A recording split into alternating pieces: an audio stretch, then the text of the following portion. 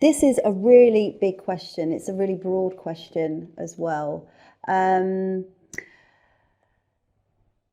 One of the things to factor in are your values as an organisation. Um, what is the purpose of engaging the entire company into ED&I?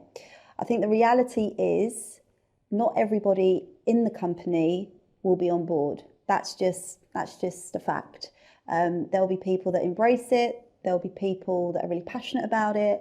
There'll be people that are really curious but don't really know what to do or what the right thing to do is. There'll be people that are really scared but are really well-meaning. And then there'll be people that just don't really care.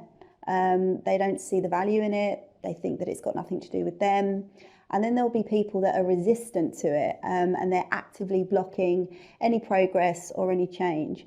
And so one of the best ways to penetrate any type of ED&I work in an organisation is to find your champions. Find those that are engage with those key stakeholders and bring them on the journey with you, because there is power in numbers. You can only do this work as a collective. Doing it on your own is really, really hard.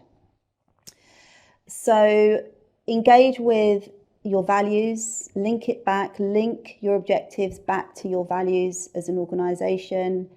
Ensure that what you're doing is measured and outcomes focused.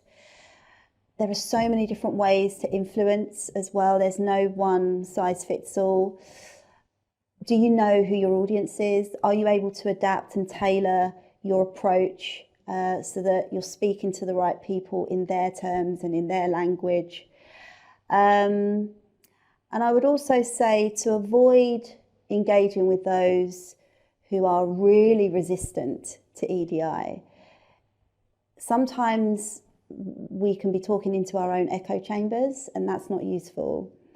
But those that are on the outside and they're just not willing to budge and they're not willing to push, it feels like you're wasting your time, and it can be exhausting and it can zap your energy. And in order to do this work, we need to be on, and it needs to be sustainable. We can't do this if we're feeling fatigued and exhausted.